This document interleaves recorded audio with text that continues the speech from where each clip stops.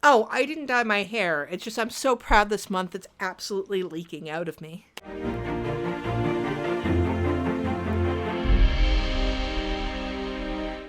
Happy Pride, geeks, freaks, and all those unique. This is Emcee Frodis. Not to sound too much like a queer film nerd, but I think that fiction is an incredibly important part of the coming out process for young queer people.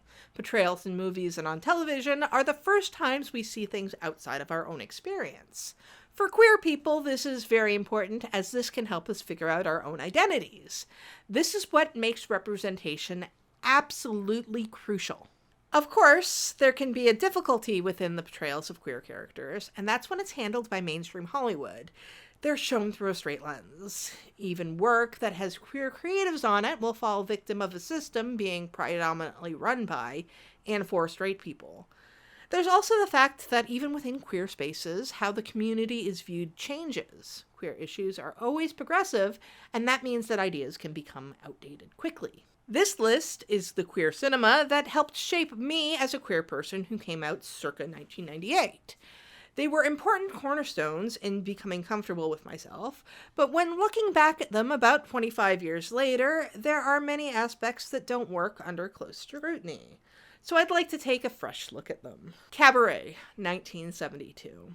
In all of the Buffy, Trek, and Star Wars of my channel, I think it gets lost how incredibly informative Bob Fosse's Cabaret is to the everything that is me. Plot twist, the first part of my name actually comes from Joel Grey's Oscar-winning character of the Master of Ceremonies. Cabaret is the story of a young man named Brian Roberts who has arrived in Berlin when it is on the brink of war. He lives in a boarding house along with the bohemian nightclub singer Sally Bowles. Despite Brian's sexual ambivalence, the pair begin a love affair that is complicated upon meeting Playboy Baron Maximilian. I cannot overstate how important this movie was to me. I saw it when I was just on the cusp of realizing my own sexuality, but at that time I was young enough that I didn't really understand how bisexuality worked. So you can only imagine how I felt upon hearing this. Oh, screw Maximilian! I do.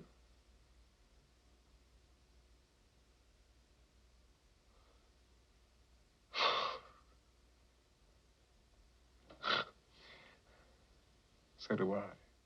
This was bisexuality played completely seriously, which was something I hadn't seen up until that point. However, there are some deep problems with the depictions of bisexuality within the film. For one, Brian's bisexuality is always treated as a flaw, as if he thinks he's deficient in not being able to make a relationship with women work. Considering the 3 girls he slept with before Sally, the wrong 3 girls. There are also issues with depicting Brian as bisexual at all, as Cabaret is based on the semi-autobiographical novel Goodbye to Berlin by Christopher Isherwood. One of the reasons Isherwood moved to Berlin was to be able to live openly as a gay man. His relationship with Sally Bowles, in reality Jean Ross, was completely platonic. Isherwood hated the portrayal of Brian in Cabaret, feeling it was a poor depiction of queer men. Despite the problems Isherwood had with his story being told, Cabaret stands to me as more than just one of the first depictions of bisexuality I saw. There's something in the bohemian lives of these characters that appeals to me. On a shallow note, it's a gorgeous musical with amazing performances from Liza Minnelli and Joel Grey. And to this day, I'm still bitter it lost Best Picture to The Godfather. No matter the issues, life is a cabaret, old chum. Some Like It Hot, 1959. It shouldn't come as a surprise that Some Like It Hot should seem a bit problematic. Made in 1959, this movie is one of the first and defining movies in the genre of men disguising themselves as women, a genre which has rightfully been on the decline as trans rights has become more and more visible. In this film, 2 jazz musicians, Joe and Jerry, are witnesses to a brutal mob hit. To save themselves, they dress in drag and hide in a women's jazz band as Josephine and Daphne, and then head to Miami. Both fall in love with lead singer Sugar Cane. Once in Miami, Joe uses his position as Josephine to gain information on wooing Sugar and guises himself as Millionaire Jr. to do so, while Jerry is wooed by his own millionaire. This movie is utterly a product of its time. When looked at through a modern lens, it's problematic at every turn. But do you know what else it is? Really fucking funny. This movie has frequently turned up on the greatest comedies of all time for good reason. It's sharply written and directed by Billy Wilder, and the performances by Marilyn Monroe, Tony Curtis, and Jack Lemmon are fantastic. This is just the first entry on my list that deals with issues of gender identity. Might be one of the reasons why I don't have difficulty watching it, because it doesn't butt up against my own personal identity. Actually, looking over my list, there's only one entry that has a character that has an orientation that even comes close to my own. But I think the queer community sees itself in many different areas, which is why it's a community. Now, you might wonder why gender identity is an issue, if it's just two men wearing dresses. This is because of the character of Daphne. Well, Jerry is reluctant to dress as a woman at first. He ends up forming a whole identity. He doesn't call himself Geraldine because there's an identity inside of him that wants to come out. The romance with Oswald is actually something that Daphne falls into. What? Osgood proposed to me. We're planning a June wedding. What are you talking about? You can't marry Osgood. You think he's too old for me? Jerry, you can't be serious. Why not? He keeps marrying girls all the time. There have been trans readings of this movie, as Jerry finding out he's gender fluid through The Becoming of Daphne. It's just that this movie was made in 1959 and didn't have the words to express it. There's also the fact that Oswald is genuinely in love with Daphne, in spite of her gender. It may be a little problematic, but Nobody's Perfect is hilarious and somewhat heartwarming in how it shows that love is love. Velvet Goldmine, 1998. I'm going to let you all in on a little secret. I'm a queer who has trouble fitting in and loves glam aesthetic. Because of this, it's no surprise that I should have a deep kinship to the movie Velvet Goldmine. Drawing a great deal from the life of David Bowie through the lens of Citizen Kane, the film focuses on gay journalist Arthur Stewart finding out about the life of glam rocker Brian Slade, in particular his love affair with American musician Kurt Wilde. You come here and say you want to help, and I say, hey, far out. You could be my main man. It was pretty clear what was happening. Probably the biggest problem with this movie is something that is a common thread throughout this list, and that's a lack of representation in the creatives working on these films. Now, Velvet Goldmine actually did have queer creatives writing and directing, but all of the acting roles were taken by straight actors. For a piece with so many queer characters, this is incredibly unfortunate. That being said, it's a very enjoyable movie that is really probably the best biopic about David Bowie we're ever going to get, simply because it wasn't actually a biopic and was just a fictionalized story. Also, Ewan McGregor is all sorts of naked, and what can I say except, hello there. In and Out, 1997. I remember very clearly when this movie came out, just because of how much publicity was surrounding it as a mainstream gay romantic comedy. This is one of the reasons why it's so foundational for me, because I do remember going to the movie theater to see it, and it was one of the first times I saw two men kissing on the big screen. This 1997 film sees English teacher Howard Rackett outed by a student at the Oscars. The only problem is Howard isn't gay and is engaged to be married. In trying to prove his heterosexuality and the media circus that comes from his public outing, Howard ends up on a journey of self-discovery. I think of all of the films on this list, this is probably the most problematic. Comedy ages badly, and this film shows that. I feel this film is the immediate ancestor of Will and Grace, with homosexuality being more a collection of flamboyant stereotypes than an actual sexual orientation. Stand straight and tall. Excuse me, are we a little teapot? Untuck your shirt. Just one side. Oh. You hate this, don't you? Well, look at it. Again, while writer Paul Rudnick is gay, everyone else involved in the production is straight. I also found the insistence that everyone had on outing Howard as very uncomfortable. For as much ink was spilled about the romance between Kevin Kline and Tom Selleck, they really don't have one. They have a kiss, but it's something that's out of nowhere and done for no reason other than to help Howard realize his homosexuality. But they don't actually become a couple. So while this movie was important to queer cinema for its mainstream presence, and it's pretty funny, honestly, if I'm going to go for a Joan Cusack performance with queer appeal, it's gotta be Addams Family Values. Brokeback Mountain, 2005. This is the newest entry on the list. There are 2 reasons for this. The first is that I'm old and the 90s were a formative decade for me, so most of the films that served as my education were from that decade and before. The other reason is that I think Brokeback Mountain served as a real turning point in queer cinema, getting much closer to normalizing it. Brokeback Mountain is the story of 2 sheep herders, Ennis Delmar and Jack Twist, who have a passionate affair while working together. While they go their separate ways to marry, have families, and live the lives they feel are expected of them, they cannot resist the pull of one another. It's probably really exhausting to hear, but one of the most problematic things about this film is the lack of representation in the creative team. Neither Jake Gyllenhaal nor Heath Ledger are queer, yet played the queer main characters. I keep bringing this up because it's actually an important aspect. So many queer actors have found their careers ruined because their sexuality meant that people didn't think that they could play straight. Meanwhile, straight actors are praised for being brave for being willing to play queer. The other thing that makes Brokeback Mountain problematic is the public perception of it. It's the gay cowboy movie. In what is probably the least important aspect, neither Ennis nor Jack are cowboys, but rather sheep herders. Cowboys unsurprisingly herd cattle rather than sheep. But more importantly, it's the mislabeling of the characters as gay. Neither Jack nor Ennis are labeled sexually, however both have sexual relationships with women. No, I told you it ain't gonna be that way. You know, you got your wife and baby in Texas, and, you know, I got my life in Riverton. That's so. You and Alma, that's a lie. Oh, you shut up about Alma. This ain't her fault.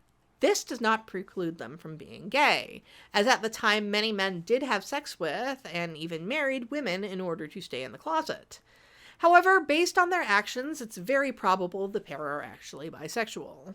Bi-erasure is dangerous not only because it gets rid of an entire sexuality, but because it treats sexuality as a switch rather than as a nuanced spectrum.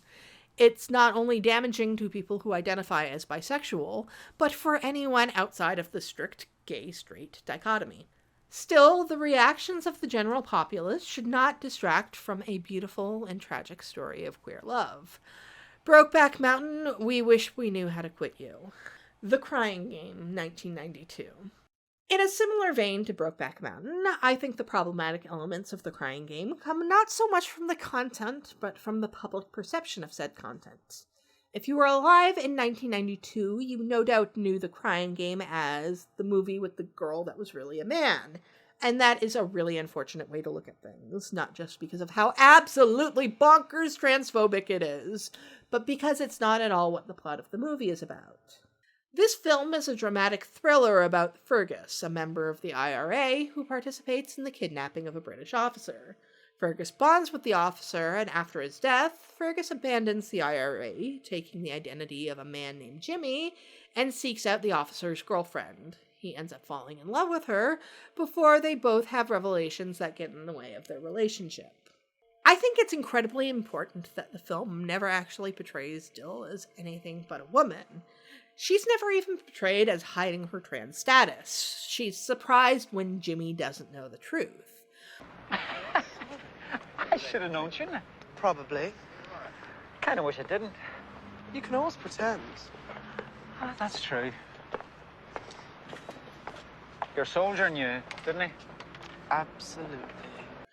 I recently had to rewatch The Crying Game for a gender studies course, and I think it's very much worth a look through today's lens. The Birdcage, 1995. I think that this is one of the few movies in which there is an actual queer person in the cast, playing one of the queer characters. Of course, at the time, Nathan Lane wasn't out per se. He was out personally, and it was a bit of an open secret, but he didn't officially come out for another 5 years. Based on the movie La Cage aux Folles, Robin Williams plays Armand Goldmine, the owner of a drag club who is in a domestic partnership with the lead performer, played by Lane. Armand has a son from a one-night stand with a woman who is getting married to a girl from a conservative Republican family. The two families meet for a comedy of errors dinner. This movie is supremely funny. It is one of my favorite performances from Robin Williams, who displays a range by not being the most extra in the room at all times. The relationship between Armand and Albert is also loving and deep. It's also a rare movie from the time in which drag is not treated interchangeably for being transgender. Storina is the character Albert plays. He may be feminine, but he's definitely a man. Probably the most problematic thing in this film, outside of Williams and Hank Azaria both playing fairly broad gay stereotypes when they themselves are straight, with Azaria doing a funny foreigner accent to boot, is how Val's actions are treated in the movie. Dad, it would mean everything to me if you would help us. It's just for one night. This is insane. What am I supposed to do? Close the club so I can pretend to be some cultural attaché? Whatever the hell that is. What do I do with Albert? I mean, how do you make Albert into a housewife? Well, you'd have to send Albert away for a few days. Are you nuts? You try sending Albert away. We'll never get him past the Keeleys. Armand's son is really completely awful to his parents, and if it weren't for him, none of the plot would have happened. As funny as I think this movie is, it's a shame it should come because of what is a ridiculous amount of intolerance from someone who was raised in a queer household. Chasing Amy, 1997. Of all of the movies on this list, I don't think any has a more personal impact on me than Chasing Amy. Not only is it a movie with a queer woman as one of the protagonists, it came out at just the right time for my development. I'm pretty sure I saw this movie within a month of coming out, and I deeply identified with Alyssa. The third in Kevin Smith's New Jersey saga, this film follows a group of independent comic book creators. Holden and Banky are two best friends from childhood, and they're up and coming in the industry writing Bluntman and Chronic. They meet Alyssa, another comic creator, and Holden quickly falls in love with her. The problem is that she's a lesbian. As they become friends, things become much more complicated. I really cannot overstate how seminal this movie was for me. I was a 14-year-old comic book nerd who was in my first relationship and coming to terms with my own sexuality. I don't think it's unreasonable to say that it helped me figure some things out about myself, as I became so remarkably angry on Alyssa's behalf that people were judging her for having relationships with both men and women. For your information, they don't have big hair or wear acid wash. They're from my hometown.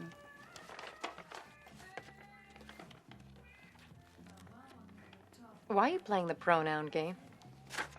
What? What are you talking about? I'm not even. You are. I met someone. We have a great time. They're from my hometown. Doesn't this tube of wonderful have a name?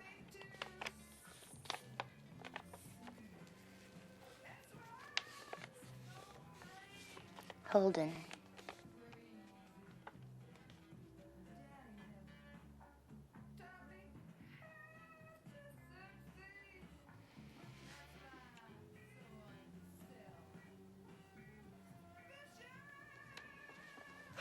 Well, here's to the both of you. Another one bites the dust.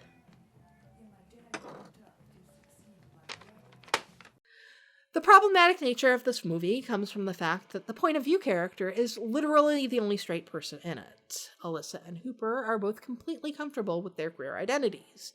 Banky is struggling to come to terms with his, something he only does with after the end of the movie. But everything is framed through Holden. Is this still a good movie? Absolutely, but it does distort things for a queer viewer.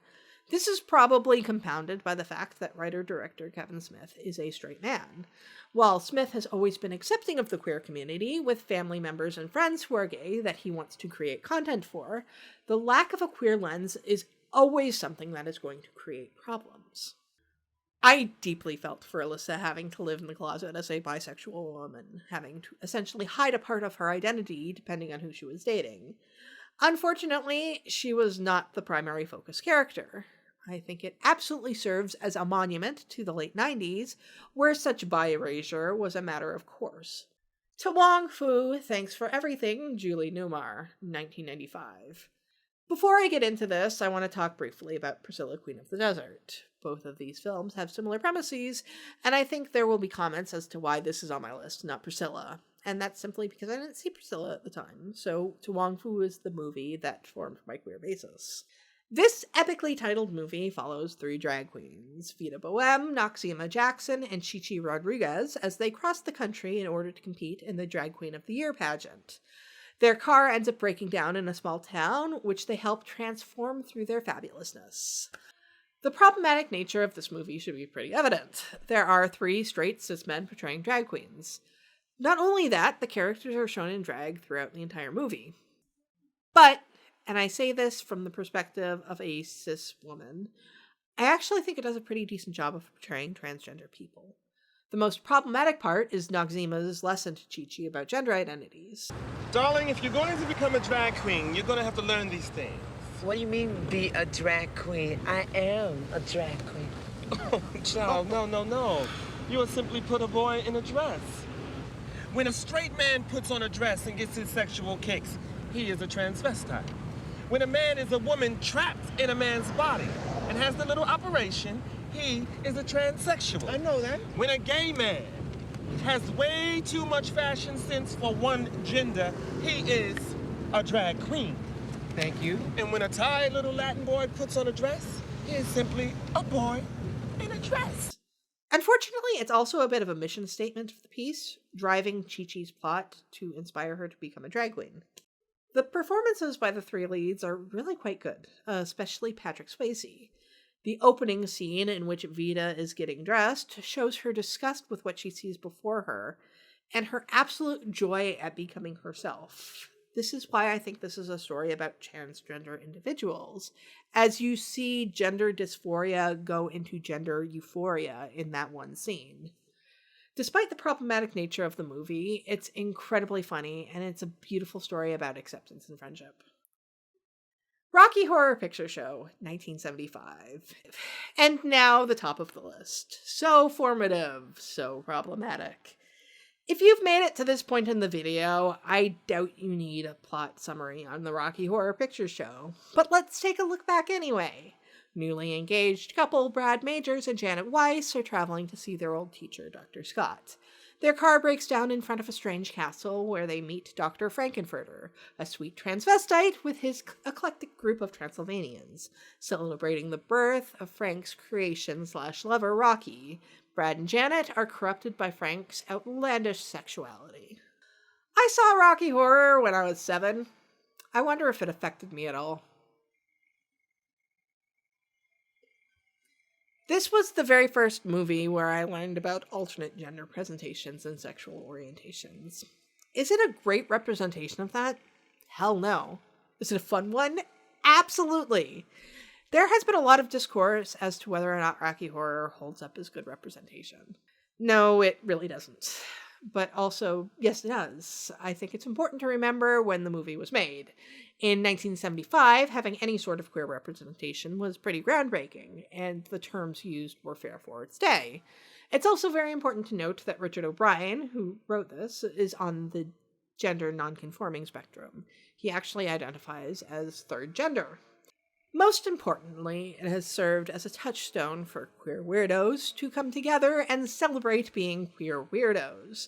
Frankenfurter might be a depraved bisexual who identifies as a sweet transvestite from transsexual, but he very much owns who he is, and that is something a lot of people like to embrace from this film. Be it. Don't dream it. Be it. Don't dream it. As I said at the beginning of this video, queer issues are progressive ones. It's actually a good thing that portrayals become outdated, because that means attitudes towards the queer community are changing. When things in the past become problematic, it's because things are becoming better for queer people that we look back on old pieces of fiction and cringe. And these fictional portrayals do help with the normalization of different queer identities. That's why no matter how hard it can be to look back at them, these are the things that formed who I am as an out and proud queer woman. So comment down below with your favorite queer movies, problematic or no. If you like my videos, subscribe to my channel. I do videos about Star Trek, Star Wars, and lots of other geeky things, and also queer things. If you want to support me, please visit my Patreon. You can also buy me a coffee, or you can go to my Redbubble and TeePublic to buy my geeky graphic designs. Another one of my Geek Pride designs, this one for Sherlock. So, until next time, live long, be proud, and may the force be with you.